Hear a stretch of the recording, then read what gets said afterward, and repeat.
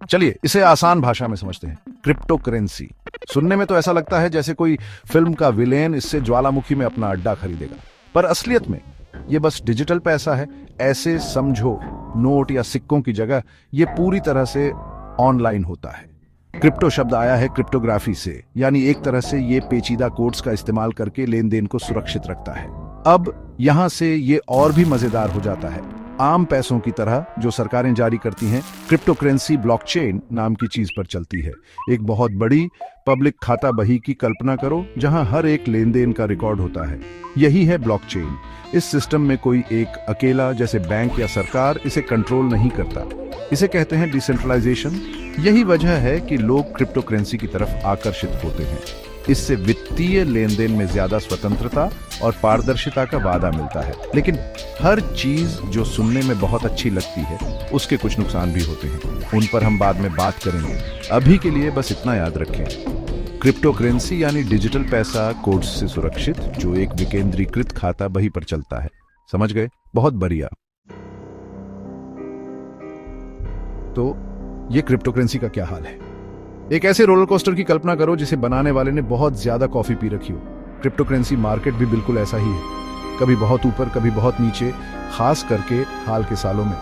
याद है आपको 2021 बिटकॉइन सबसे मशहूर क्रिप्टो करेंसी अपने सबसे ऊंचे दाम पर पहुंचा था, लगभग $59,000 प्रति कॉइन। लोग क्रिप्टो से जुड़ी हर चीज में पैसा लगा रहे थे। उन्हें लग रहा था कि वो जल्द ही अमीर बनने वाले हैं। लेकिन फिर हकीकत सामने आई।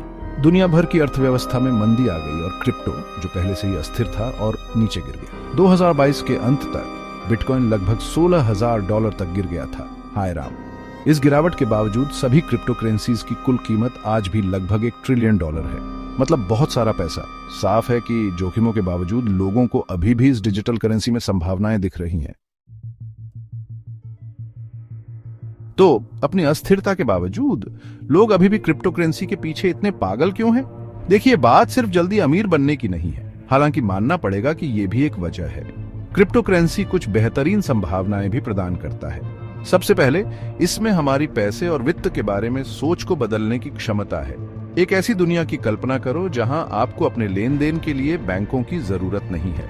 यह विकेंद्रीकृत वित्त या डीफाई का वादा है जो क्रिप्टो द्वारा संचालित है। ये सभी के लिए वित्तीय सेवाओं को अधिक सुलभ और किफायती बना सकता है, खासकर उन लोगों के लिए जो अभी पारंपरिक बैंकिंग प्रणालियों से वंचित हैं। वित्त से परे, क्रिप्टो करेंसी के पीछे की तकनीक ब्लॉकचेन का उपयोग कई तरह के अनुप्रयोगों के लिए किया जा रहा है।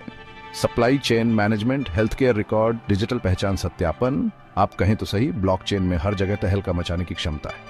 फिर आता है एनएफटीज या नॉन फंजिबल टोकन्स की दुनिया। ये अद्वितीय डिजिटल संपत्तियां, डिजिटल कला से लेकर मेटावर्स में वर्चुअल रियल एस्टेट तक, हर चीज के स्वामित्व का प्रतिनिधित्व करने के लिए उपयोग की जा रही है। यह डिजिटल स्वामित्व और रचनात्मकता का एक बिल्कुल नया क्षेत्र है। चलिए अब उस बारे में बात करते हैं जिसके बारे में कोई बात नहीं करना चाहता। क्रिप्टो करेंसी के सामने कुछ गंभीर चुनौतियां हैं। सबसे पहली और सबसे बड़ी चुनौती है इसके नियमों की।